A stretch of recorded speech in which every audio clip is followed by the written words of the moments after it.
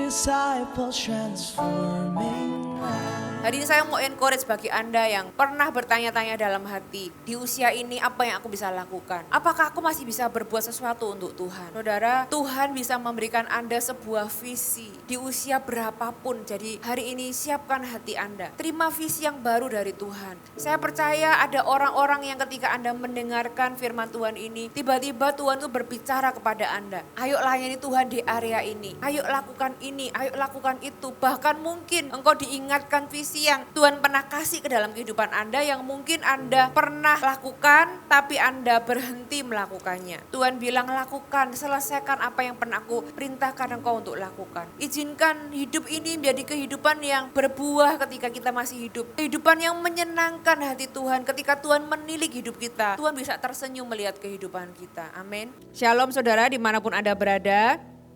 Saya percaya Anda adalah orang-orang yang dikasihi Tuhan. Jadi dimanapun Anda berada hari ini, apapun kondisi Anda, saya mau kasih tahu Anda tidak sendirian. Tuhan ada bersama dengan Anda dan hari ini Anda adalah orang-orang yang dikasihi Tuhan.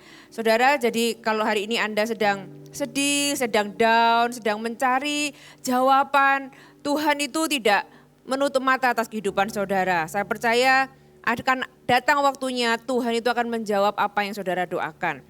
Hari ini apa yang mau saya bagikan adalah firman Tuhan yang saya dapat rema dari saat teduh pribadi saya yang berbicara dan menguatkan saya secara pribadi dan saya berdoa firman Tuhan ini juga akan berbicara kepada Anda dimanapun Anda berada sehingga Anda mengerti apa yang menjadi kehendak Tuhan dan Anda menghidupinya dengan antusias.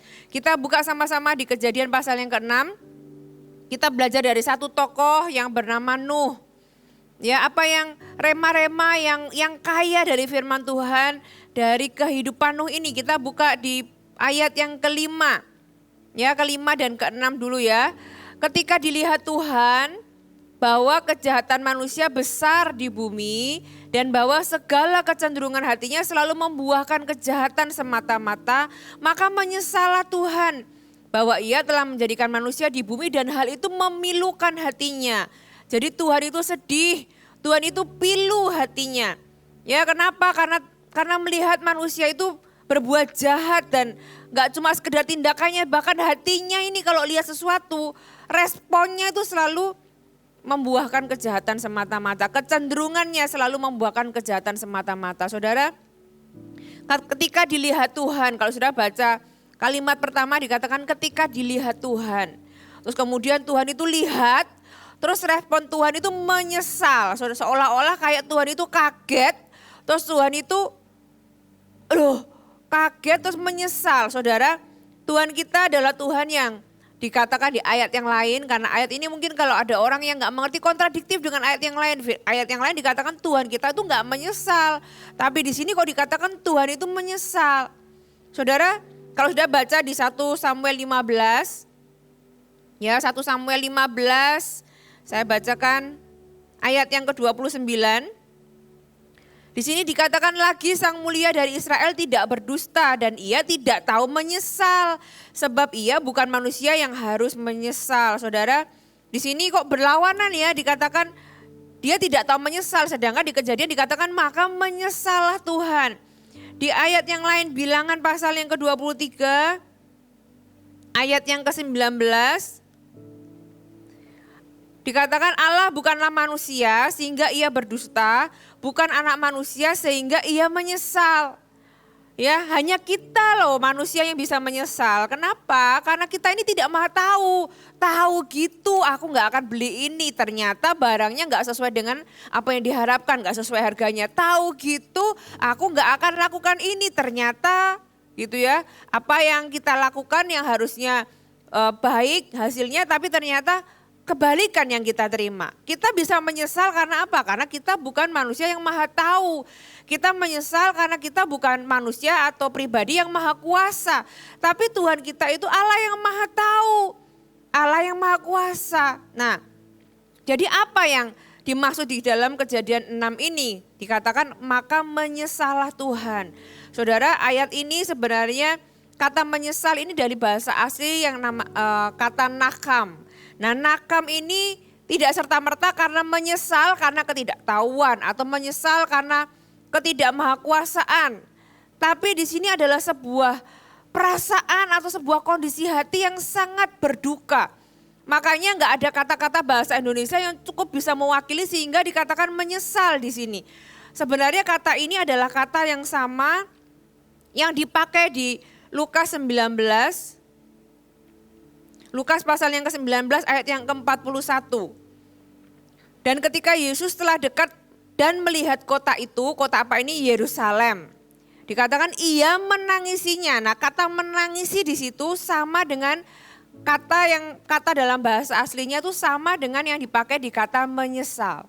Jadi Tuhan itu pilu, Tuhan itu sedih, Tuhan itu sampai menangis, saudara. Kenapa? Karena Tuhan melihat kejahatan manusia. Apalagi kata nakam ini sendiri juga dipakai di beberapa kalimat yang lain. Ya, contohnya dikata ketika Ishak, kita buka di Kejadian pasal yang ke 24 ayat yang ke-67. Ya, lalu Ishak membawa Ribka ke dalam kemah Sarah ibunya dan mengambil dia menjadi istrinya.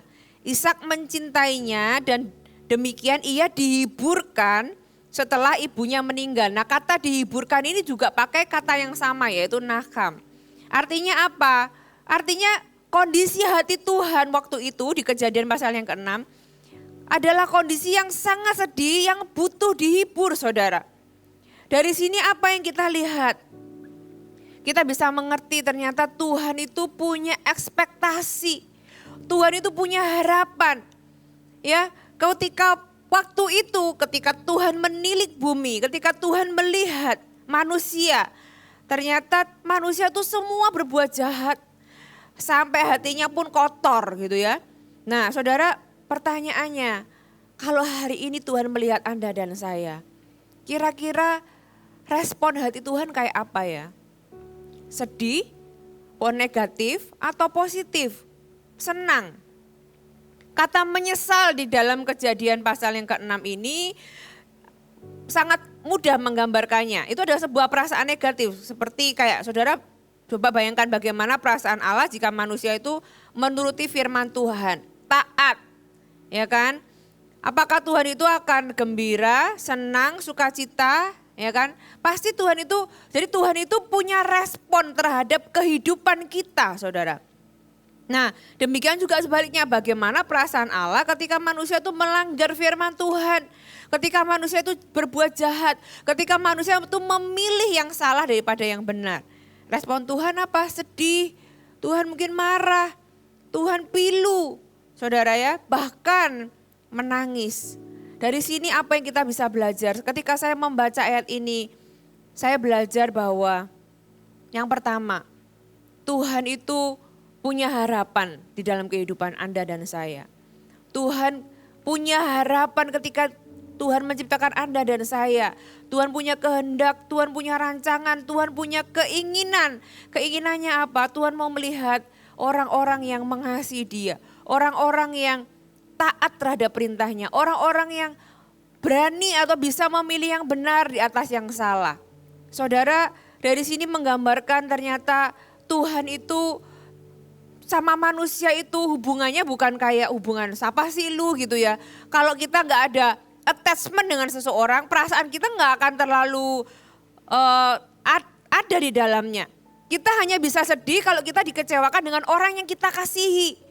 Kita hanya bisa pilu atau bahkan berduka ketika kita dikecewakan sama orang yang kita kasih. Kalau orang itu bukan siapa-siapa kita gitu ya, bukan apa-apanya kita, bahkan tidak berarti buat kita. Mau orang yang mau berbuat jahat, mau ngapain gitu ya, kita nggak akan sampai berduka. Kita nggak akan sampai pilu, kita nggak akan sampai apa, karena ya dia nggak ada artinya. Dari sini saya belajar bahwa selain Tuhan itu punya harapan terhadap kehidupan Anda dan saya. Jadi di hadapan Tuhan, manusia itu berharga, saudara. Anda itu berharga. Kalau manusia nggak berharga, Tuhan nggak mungkin masa menyesal ini. Ya, Tuhan nggak mungkin sesedih ini. Kenapa? Karena buat Tuhan itu Tuhan mengasihi, Tuhan itu punya harapan, ekspektasi dari pribadi manusia yang Dia ciptakan. Buat Tuhan, Dia melihat manusia itu adalah hubungan yang intim. Seseorang yang berarti, seseorang yang berharga. Kalau hari ini Anda merasa Anda tidak berharga, Tuhan itu jauh di sana, aku ada di sini. Tuhan itu benar gak sih mengasihiku? Hari ini izinkan saya berkata, Tuhan itu mengasihimu. Hati Tuhan itu gak berubah. Hati Tuhan terhadap manusia dari zaman dulu sampai selama-lamanya. Tuhan itu gak berubah. Buat Tuhan, ciptaannya adalah pribadi yang Dia kasihi. Buat Tuhan, Anda itu berharga. Dan apalagi saya belajar dari ayat-ayat ini, remanya adalah saudara, kehidupan kita ini adalah kesempatan untuk kita itu bisa menyenangkan hati Tuhan. Kenapa? Karena ternyata kita juga bisa membuat Tuhan sedih. Berarti kebalikannya, kita juga bisa membuat Tuhan itu happy. Kita bisa membuat Tuhan itu senang. Kita bisa membuat Tuhan itu bahagia, saudara. Saya percaya hari ini ketika Tuhan itu ada di dalam kehidupan Anda dan saya, Tuhan ingin melihat, Tuhan mengharapkan sesuatu. Saudara, hari ini dimanapun engkau berada, pilihlah untuk menyenangkan hati Tuhan. Pilihlah untuk hidup benar di hadapan Tuhan. Ya, kehidupan kita adalah kesempatan untuk menyenangkan hati Tuhan.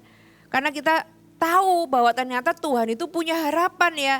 Ternyata kita ini berharga ya di mata Tuhan. Nah, kita baca berikutnya di ayat yang ke-7, masih di Kejadian pasal yang ke-6. Berfirmanlah Tuhan, aku akan menghapuskan manusia yang telah kuciptakan dari muka bumi, baik manusia maupun hewan dan binatang-binatang melata dan burung-burung di udara, sebab aku menyesal bahwa aku telah menjadikan mereka. Tetapi Nuh mendapat kasih karunia di mata Tuhan. Ayat yang ke-9, inilah riwayat Nuh. Nuh adalah seorang yang benar dan tidak bercela di antara orang-orang sezamannya. Dan Nuh itu hidup bergaul dengan Allah. Saudara, ayat ini menarik sekali. Tadi saya sudah jelaskan bahwa manusia itu begitu buruknya gitu ya. Kejahatan di mana-mana sampai Tuhan itu berduka. Bahkan gak cuma berduka, sampai Tuhan itu memutuskan untuk menghapuskan manusia dari muka bumi. Ya kan? Seolah-olah Tuhan itu saking berdukanya, makanya sampai tidak ada kata yang cukup bisa mewakili sampai dipakai kata menyesal. Tuhan gak pernah menyesali Anda dan saya. Tuhan tidak pernah menyesali ciptaannya. Yaitu seperti kalimat seperti ini. Saya tidak menyesal mempercayai Anda. Tapi saya menyesalkan mengapa kepercayaan yang saya beri itu dihancurkan. Nah, jadi dari awal kepercayaan itu diberikan dengan seutuhnya. Kita tahu bahwa ketika kita memberikan kepercayaan kepada seseorang, orang itu punya pilihan. Orang itu bisa menjaga kepercayaannya kita atau bisa menghancurkan kepercayaannya kita. Demikian juga dengan Tuhan dengan kita. Di Roma 11 ayat yang ke-29 dikatakan Tuhan itu tidak menyesali. Sekali lagi, Tuhan tidak menyesal. Tuhan itu tahu manusia itu bisa jatuh dalam dosa dan konsekuensi dosa itu bisa seburuk itu. Dari awal Tuhan itu tahu. Ya, di dalam kemahatauan Tuhan, kita ini masih punya pilihan, makanya Tuhan masih punya harapan. Dan puji Tuhan, di ayat ini dikatakan dari semua manusia yang waktu itu bobrok gitu ya, semua manusia yang waktu itu jahat di mata Tuhan, Nuh itu mendapat kasih karunia. Karena apa? Karena Nuh adalah seorang yang benar dan tidak bercela di antara orang-orang sezamannya. Luar biasa. Di tengah manusia yang segitu jahatnya sampai Tuhan itu mengambil keputusan se-ekstrim itu. Ternyata orang itu bisa hidup benar di tengah lingkungan yang rusak. Remanya adalah saudara, dimanapun hari ini Anda berada. Ya, kalau Anda itu adalah orang yang dibenarkan oleh Tuhan, Anda tetap punya pilihan dan Anda bisa hidup benar, ya kan? Anda bisa tetap menjadi seseorang yang benar di tengah lingkungan yang rusak. Kenapa? Karena Nuh bisa. Karena Nuh pada waktu itu dengan kondisi yang seburuk itu tetap bisa ditemukan sebagai orang yang benar dan tidak bercela di antara orang-orang sezamannya. Ya, dan Nuh itu hidup bergaul dengan Allah. Kuncinya adalah Anda hidup bergaul dengan Allah. Dan kalau Anda hidup bergaul dengan Allah, Anda punya kekuatan dan Anda mampu dan bisa untuk hidup benar di tengah lingkungan yang salah. Di mana? Di kantor mungkin, di keluarga mungkin, di teman-teman mungkin. Anda punya lingkungan yang buruk, yes. Kita punya tanggung jawab untuk memilih lingkungan kita. Ya, nggak berarti kita berteman sama siapa aja gitu ya, karena lingkungan kita akan juga memengaruhi kita. Ya kalau kita bisa pilih, kita akan pilih lingkungan yang benar. Tapi somehow kadang-kadang di dalam kehidupan kita ini kita nggak bisa memilih. Kadang-kadang di dalam kehidupan kita ini kita tiba-tiba ada aja di tengah lingkungan yang rusak, lingkungan yang buruk. Nah kalau kita tidak bisa memilih, saudara, Anda tetap bisa punya pilihan untuk hidup benar. Anda tetap bisa punya pilihan untuk hidup tidak bercela. Kuncinya adalah Anda bergaul dengan Tuhan. Kalau Nuh bisa, saya percaya Anda dan saya pasti bisa. Amin. Dan kita lanjutkan lagi, Kejadian 6 ayat yang ke-11. Adapun bumi itu telah rusak di hadapan Allah dan penuh dengan kekerasan. Allah menilik bumi itu dan sungguh rusak benar. Sebab semua manusia itu menjalankan hidup yang rusak di bumi. Wow. Saya waktu baca ini saya bertanya-tanya, Tuhan, kira-kira kalau misalnya hari ini dibanding waktu zaman Nuh, kira-kira rusak mana ya? Hari ini kita nggak dikasih air bah, itu karena dulu Tuhan itu pernah janji bahwa air bah itu tidak akan pernah datang lagi. Ya, tapi kalau misalnya Tuhan tuh nggak pernah janji misalnya gitu ya. Kira-kira hari ini itu bumi lebih rusak gak ya dari zamannya Nuh dulu? Kalau saudara lihat berita hari demi hari, saudara, saya melihat yang ini bunuh-bunuhan, yang ini sikut-sikutan, yang itu fitnah ini, fitnah sana, fitnah sini. Saudara, saya tuh waktu baca ini saya berpikir, Tuhan, serusak apa ya bumi waktu itu sampai Tuhan itu mau menghapuskan manusia. Nah kalau dibanding sekarang, kira-kira itu mana yang lebih rusak? Jangan-jangan hari ini kita itu tidak ada air bah, bukan berarti kita nggak lebih baik daripada zaman dulu. Tapi karena Tuhan sudah janji aja, makanya hari ini kita terpelihara, nggak dihapuskan lagi. Ya kalau handphone, kalau kita punya handphone itu mungkin handphonenya itu sudah rusak, sampai rusak itu dijual pun nggak laku gitu ya saudara ya. Nah tapi saya sempat berpikir, Tuhan, waktu Tuhan itu tahu manusia itu jatuh ke dalam dosa yang seburuk itu, sampai Tuhan itu mau menghapuskan manusia dari muka bumi. Sebagai orang awam ya, saya berpikir kenapa Nuh nggak dihapus juga? Ya kan, Tuhan bisa aja kan delete bumi gitu kan, tinggal diklek gitu, hilang sudah. Ciptakan aja planet yang baru, ciptakan aja ciptaan yang baru, kan Tuhan berkuasa. Tapi puji Tuhan, Tuhan kita ini adalah Tuhan yang menyelesaikan pekerjaannya. Tuhan itu enggak suka putus di tengah jalan. Tuhan terus menyelesaikan pekerjaannya sampai hari ini. Puji Tuhan, Tuhan itu memilih untuk melanjutkan pekerjaannya dan Tuhan memberikan anugerah kepada Nuh berupa kehidupan untuk dia meneruskan pekerjaan Tuhan yang belum selesai di muka bumi ini. Saudara, ketika saya membaca kisah Nuh ini, sebenarnya kisah Nuh ini adalah kisah yang menceritakan karakter Tuhan yang penuh kasih. Saudara mungkin bertanya, Tuhan yang penuh kasih, kalau Tuhan yang penuh kasih kenapa Tuhan hapuskan bumi? Kenapa seluruh manusia itu ditenggelamkan? Kenapa ada air bah? Kalau Tuhan itu sayang, kalau Tuhan itu memang penuh kasih, kenapa? Mungkin pertanyaan yang sama juga Anda pernah berpikir bahwa kenapa kalau memang Tuhan itu penuh kasih, kenapa mengizinkan manusia itu masuk ke neraka? Kenapa ada orang-orang yang pada akhirnya masuk ke neraka? Saudara, Tuhan kita itu bukan cuma penuh kasih. Tuhan kita itu kasih itu sendiri. Kita itu cuma bisa tahu apa yang namanya kasih kalau kita itu kenal sang kasih, yaitu Tuhan sendiri. Nah pertanyaan tadi bagaimana? Pertanyaan itu semudah, sebenarnya Tuhan itu ciptakan bahtera buat siapa sih? Saudara, ketika Tuhan itu mau menghapuskan bumi, bisa enggak Tuhan itu menyelamatkan Nuh dengan cara yang lain? Terus tiba-tiba semua makhluk yang lain tuh nafasnya diambil aja. Bisa enggak? Bisa banget Tuhan kita tuh maha kuasa, dia bisa lakukan apapun yang dia mau. Kenapa sih harus repot-repot bangun bahtera? Kenapa sih harus melakukan sesuatu yang menurut orang-orang di zaman itu tuh konyol gitu ya. Karena apa? Saudara, zaman dulu banjir itu nggak ada di dalam kamusnya mereka. Bumi itu masih begitu baiknya. Nggak ada itu kamus banjir, apalagi air bah. Nah, bangun bahtera segede gitu, apa nggak dianggap lelucon gitu ya, dianggap ini apa-apaan gitu kan. Ngapain Tuhan itu bangun bahtera segitu besarnya? Sebenarnya saudara, Tuhan itu menyuruh Nuh membangun bahtera supaya memberikan waktu untuk orang-orang sezamannya itu berpikir, melihat, merenungkan apa ya benar ya. Sehingga hatinya itu berubah dan percaya kepada Tuhan. Saudara, membangun bahtera itu tidak sehari semalam. Nuh membangun bahtera kira-kira 100 tahun, bahkan ada literatur yang mengatakan 120 tahun. Masa sih 120 tahun orang itu lihat, orang itu mendengar Nuh itu ketok-ketok palu gitu ya, bikin dari kayu.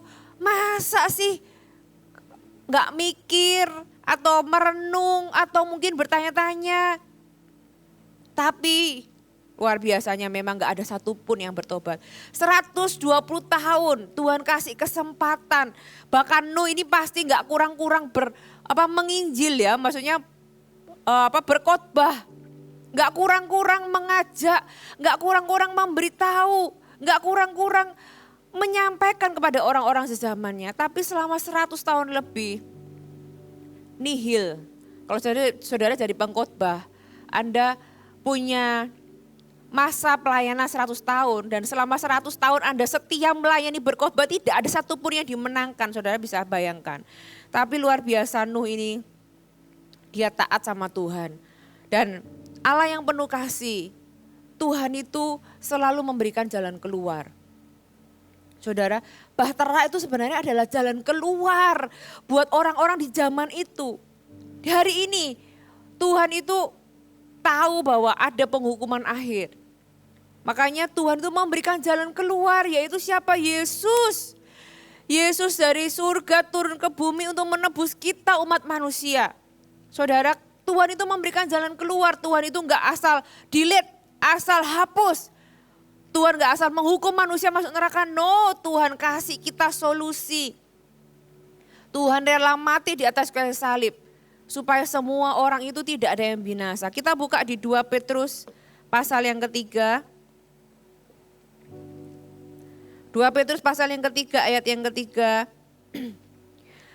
Yang terutama harus kamu ketahui ialah bahwa hari-hari zaman akhir akan tampil pengejek-pengejek dengan ejekan-ejekannya, yaitu orang-orang yang hidup menurut hawa nafsunya. Kata mereka, di manakah janji tentang kedatangannya itu? Sebab sejak bapak-bapak leluhur kita meninggal, segala sesuatu tetap seperti semula pada waktu dunia diciptakan. Mereka sengaja tidak mau tahu. Garis bawahi, karena itulah alasannya bahwa oleh firman Allah langit telah ada sejak dahulu dan juga bumi yang berasal dari air dan oleh air. Dan bahwa oleh air itu bumi yang dahulu telah binasa dimusnahkan oleh air bah. Tetapi oleh firman itu juga langit dan bumi yang sekarang terpelihara dari api dan disimpan untuk hari penghakiman dan kebinasaan orang-orang fasik. Ayat ini sendiri sudah ngeri ya saudara, kalau dulu ada air bah, kita ini terpelihara sampai ada masanya. Akan ada api untuk penghakiman dan kebinasaan orang-orang fasik. Akan tetapi saudara-saudaraku yang kekasih, yang satu ini tidak boleh kamu lupakan, yaitu bahwa di hadapan Tuhan 1 hari sama seperti 1000 tahun dan 1000 tahun sama seperti 1 hari. Tuhan tidak lalai menepati janjinya sekalipun ada orang yang menganggapnya sebagai kelalaian. Tetapi ia sabar, katakan sabar. Tuhan itu sabar terhadap kamu.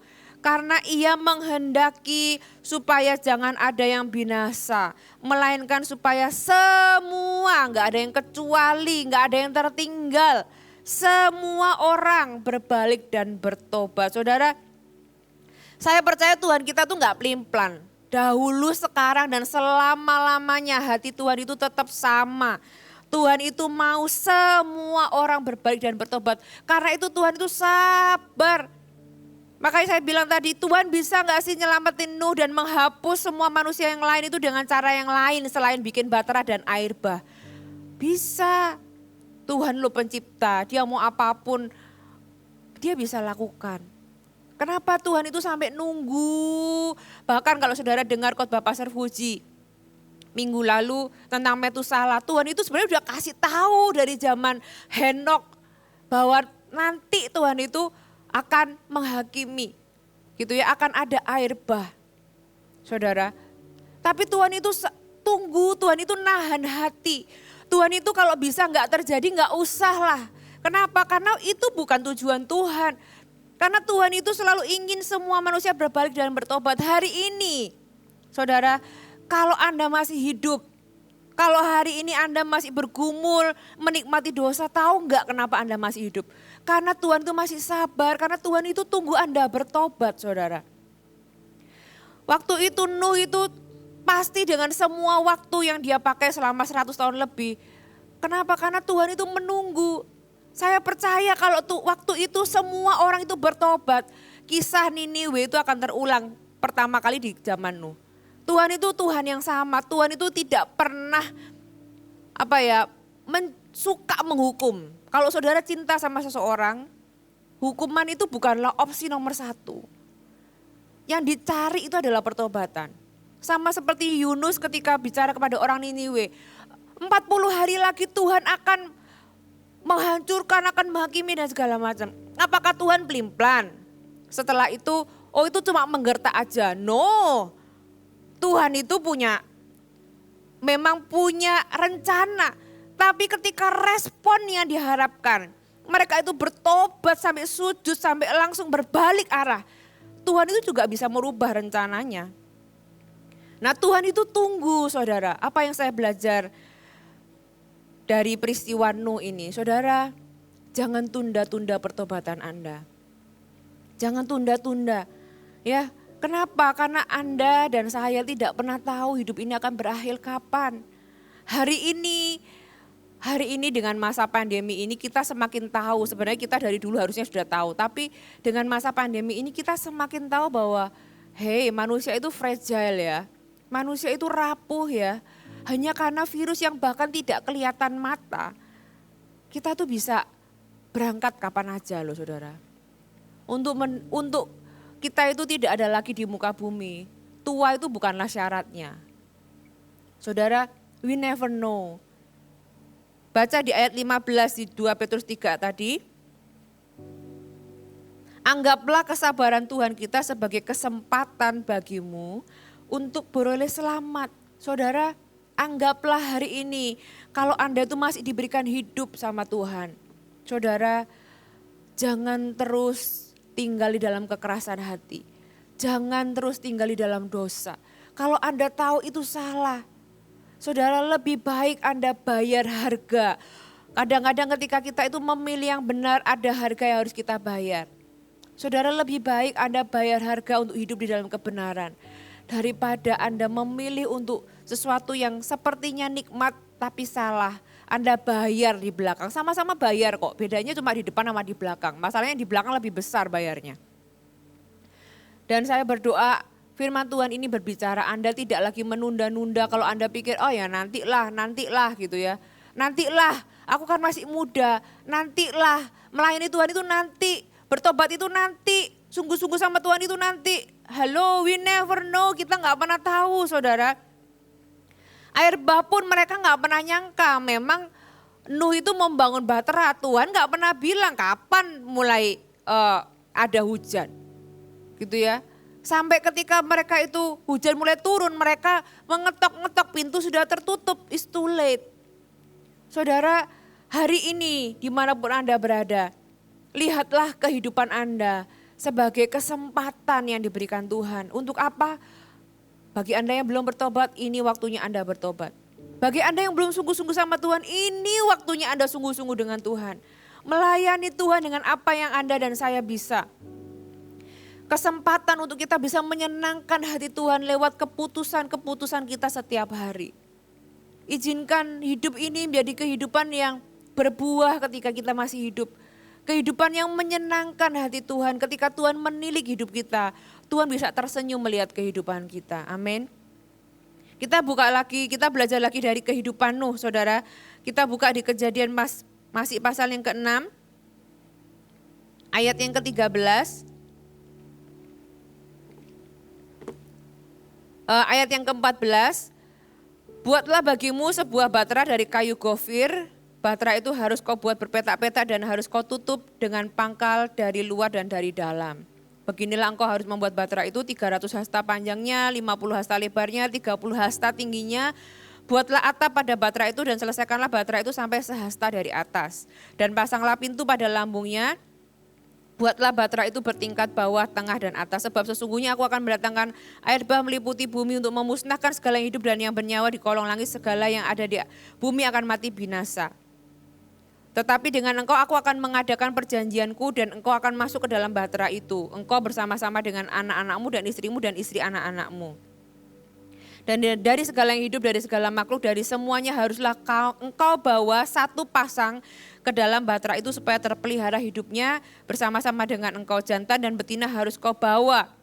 Ya, kemudian Tuhan menjelaskan semuanya harus dibawa sepasang yang haram satu pasang, yang tidak haram 7 pasang. Kemudian bawa yang dapat dimakan, kumpulkan gitu ya. Ayat 22, lalu Nuh melakukan semuanya itu tepat seperti yang diperintahkan Allah kepadanya. Demikianlah dilakukannya. Saudara, seperti yang saya bilang tadi, Nuh itu mendapat visi ini, dia itu sudah umur 500 tahun, saudara. Ya, kemudian dia membangun kira-kira sampai 600 tahun. Jadi 100 tahun sendiri dia bangun itu batra. Saudara, waktu itu 500 tahun itu kebanyakan yang lain juga umurnya tua, panjang. Ya, tapi bagaimanapun 500 tahun itu adalah umur yang tidak muda. Hari ini saya mau encourage bagi Anda yang mungkin Anda melihat tayangan firman Tuhan ini dan Anda pernah bertanya-tanya dalam hati, di usia ini apa yang aku bisa lakukan? Di usia ini apakah aku masih bisa berbuat sesuatu untuk Tuhan? Saudara, apapun usia Anda umur 40, 50, karena pertanyaan itu bisa muncul kapan aja, khususnya di usia di atas 40 tahun biasanya, atau hampir 40 tahun ke atas. Saudara, Tuhan tidak pernah pilih kasih. Ketika Tuhan memberikan visi, Tuhan bisa berikan visi kepada orang usia berapapun. Abraham ketika dia mendapat anak, umurnya sudah 100 tahun, saudara. Ya, Sarah sudah 90 tahun. Nuh waktu dia terima visi yang besar, itu umurnya 500 tahun. Saudara, Tuhan bisa memberikan Anda sebuah visi. Ketika Anda itu siap, di usia berapapun, jadi hari ini siapkan hati Anda. Terima visi yang baru dari Tuhan. Saya percaya ada orang-orang yang ketika Anda mendengarkan firman Tuhan ini, tiba-tiba Tuhan itu berbicara kepada Anda. Ayo layani Tuhan di area ini. Ayo lakukan ini, ayo lakukan itu. Bahkan mungkin engkau diingatkan Tuhan atas visi yang Tuhan pernah kasih ke dalam kehidupan Anda, yang mungkin Anda pernah lakukan tapi Anda berhenti melakukannya. Tuhan bilang lakukan, selesaikan apa yang pernah aku perintahkan engkau untuk lakukan. Saudara, kita bisa dipakai Tuhan umur berapapun, katakan amin. Ya, ketika saya beranjak umur 40 tahun saya juga bertanya-tanya. Saya lihat orang-orang yang masih muda, aduh iya ya gitu ya. Saya dari muda melayani Tuhan. Saudara, saya jadi full timer sejak umur 22 tahun. Ya, begitu lulus kuliah saya langsung memberikan diri jadi full timer. Saya memberikan segalanya, masa muda saya, semuanya yang saya bisa berikan. Itu pun buat saya merasa belum memberikan semuanya gitu. I wish saya itu bisa berikan lebih buat Tuhan, apa ya? Apalagi saya di usia sudah beranjak 40, saya berpikir Tuhan secara kekuatan sudah lebih berkurang daripada dulu gitu ya. Secara kesibukan lebih sibuk daripada dulu. Rasanya lebih terbatas lagi, saya berpikir apakah saya ini masih bisa mengerjakan visi yang besar. Firman Tuhan ini mengingatkan saya dan juga Anda bahwa di usia berapapun Anda, Tuhan masih bisa memakai Anda. Dan hari ini saya juga melihat, oh iya ya, saya punya visi untuk Jabodetabek bersama dengan Pastor Fuji. It's a big vision, besar sekali. Kadang-kadang sampai bisa nggak ya, gimana ya, di mana ya, bagaimana ya, gitu ya. Saudara, demikian juga saya percaya dengan Nuh. Nuh disuruh bikin bahtera segitu besarnya. Bukan cuma bahtera loh tuh saudara tugasnya. Dia suruh mengumpulkan segala binatang. Saya berpikir gimana ya dari cara dia ngelis binatang segitu banyaknya. Saya percaya dia waktu awal terima visi pasti kewalahan. How? Gimana ya? Tapi firman Tuhan luar biasa mengatakan bahwa Nuh melakukan semua itu tepat seperti yang diperintahkan. Nuh itu taatnya itu 100%. Enggak pakai nawar gitu ya. Di usia yang sudah tua dia enggak berkata, Tuhan masa sih aku masih bisa, umurku loh sudah 500. Tuhan aku enggak ngerti binatang-binatangan, kalau misalnya dia pertukangan, oke Tuhan aku bisa bangun bahtera tapi animal binatang-binatang itu saya enggak ngerti gimana caranya. Atau mungkin sebaliknya dia adalah pencinta binatang. Oke Tuhan kalau binatang aku oke, tapi kalau bangun bahtera gimana karena aku gak pernah jadi tukang misalnya. Tapi dia berkata ya Tuhan, walaupun visi itu besar, walaupun dia mungkin tidak tahu mulai dari mana, firman Tuhan menjelaskan, menuliskan bahwa Nuh melakukan semuanya tanpa kecuali. Tepat, exactly, gak berkurang. Gitu ya, nggak ditambahi, nggak dipikir semaunya sendiri, tapi tepat seperti yang diperintahkan Tuhan. Apa yang kita belajar di sini? Tuhan itu suka dengan yang namanya ketaatan dan Tuhan itu bekerja sama dengan ketaatan kita. Kita buka di Kejadian pasal 7.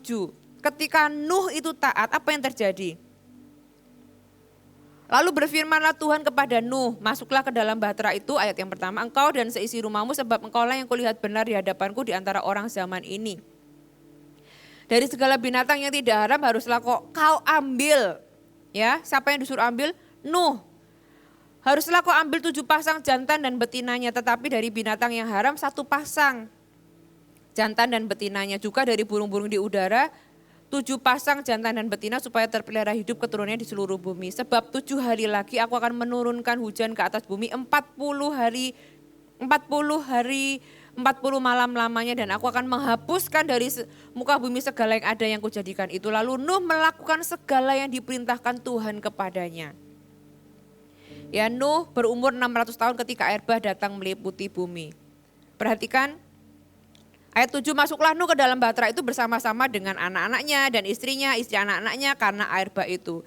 Dari binatang yang tidak haram dan yang haram, dari burung-burung dan dari segala yang merayap di muka bumi. Datanglah sepasang mendapatkan Nuh ke dalam bahtera itu. Jantan dan betina seperti yang diperintahkan Allah kepada Nuh. Saudara, apa yang aneh dari ayat ini? Tadi di ayat yang di atas Tuhan bilang kau ambil. Suruh mengumpulkan. Tuhan suruh Nuh untuk mengumpulkan. Tapi di ayat ini dikatakan mereka yang datang loh saudara. Binatang-binatang ini datang mendapatkan Nuh. Saudara, kalau kita taat, langkah pertama itu adalah bagian kita, ketaatan kita. Mungkin kita belum tahu belum tahu bagaimana untuk mencapai semua yang kita disuruh Tuhan. Tapi kalau kita taat, Tuhan itu bekerja di dalam dan bersama ketaatan kita. Tuhan itu bekerja sama dengan ketaatan kita, saudara. Apa yang kita gak bisa, saya percaya kenapa kok Tuhan itu akhirnya membantu, tanda kutip, karena di dalam firman Tuhan di dalam bahasa Inggris dikatakan mereka itu datang kepada Nuh itu dalam kurung motivated by God. Alias binatang-binatang itu disuruh Tuhan datang ke Nuh. Berarti ada campur tangan Tuhan, ada keterlibatan Tuhan. Ketika kita taat, saudara, Tuhan itu akan terlibat di dalam kehidupan kita. Ketika kita berkata, ya Tuhan, aku mau, walaupun ini visinya besar, walaupun aku tidak tahu, tapi aku mau taat. Aku berkata, ya, kita lakukan apa yang kita bisa lakukan. Tuhan melakukan apa yang mungkin kita nggak bisa lakukan. Saudara, Tuhan bekerja sama di dalam ketaatan kita. Ketaatan butuh konsistensi, yes. Tadi saya bilang Nuh itu membuat bahtera selama 100 tahun lebih. Ya kan, 100 tahun itu bukan waktu yang singkat. Dia bisa di tengah jalan, dia punya kemungkinan untuk punya banyak titik untuk menyerah.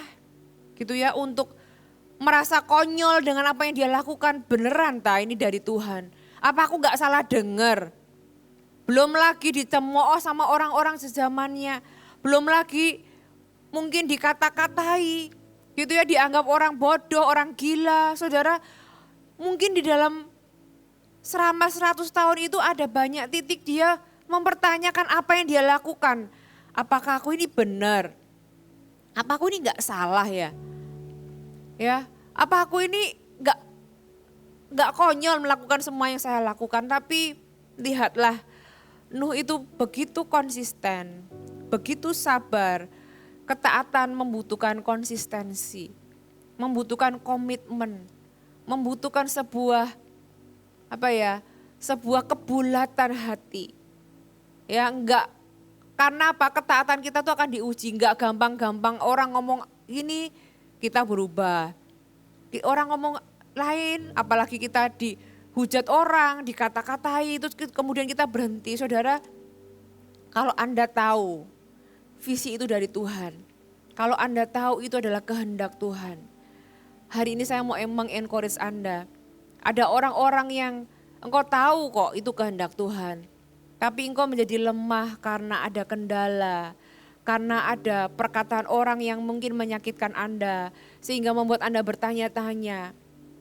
Tapi kalau Anda tanya ke dalam hati Anda yang paling dalam, Anda tahu itu kehendak Tuhan.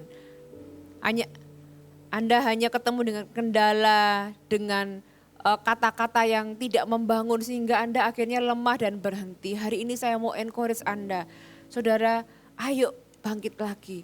Ayo lakukan lagi apa yang Tuhan katakan. Apa yang Tuhan suruh Anda lakukan. Ayo melayani lagi. Ayo jangan diam saja. Ayo Anda hidup, saya dan Anda hidup untuk menyenangkan hati Tuhan. Amin.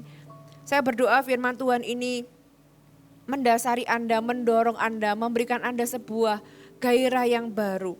Apa bahtera Anda? Apa tugas Anda? Apa tugas yang diberikan Tuhan kepada Anda? Apakah itu mungkin keluarga Anda, pelayanan, sebuah visi mungkin di dalam pekerjaan Anda, atau apa?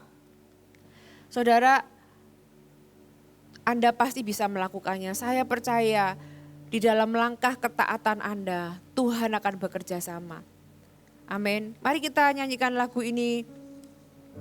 Mari kita bawa komitmen kita di hadapan Tuhan sekali lagi. Mari hargai kehidupan. Setiap nafas yang diberikan Tuhan dalam kehidupan kita itu berarti. Setiap nafas yang diberikan dalam kehidupan kita itu adalah sebuah kesempatan untuk kita bisa menyenangkan hati Tuhan. Izinkan hari ini firman Tuhan merombak hidup Anda dan saya, bagaimana kita melihat kehidupan. Tidak lagi menganggap kehidupan itu sesuatu sepele, sesuatu yang bisa kita lewatkan begitu saja. Tapi biar kita bisa melihat kehidupan sebagai sebuah anugerah, sebuah kepercayaan.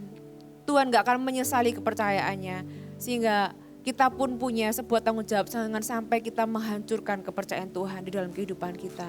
Hai, terima kasih sudah bergabung bersama kami, Gereja Mount Sharon, Jabodetabek. Sebagai gereja Tuhan, adalah kerinduan bagi kami untuk melihat Anda terus bertumbuh di dalam pengenalan akan Tuhan dan mengalami perubahan hidup. Maka dari itu, bergabunglah bersama komunitas kecil kami, Connect Group. Dapatkan informasi lebih lanjut pada kolom deskripsi kami. Last but not least, don't forget to subscribe dan bagikan video ini kepada orang yang Anda kasihi. Thank you for joining us and see you next time.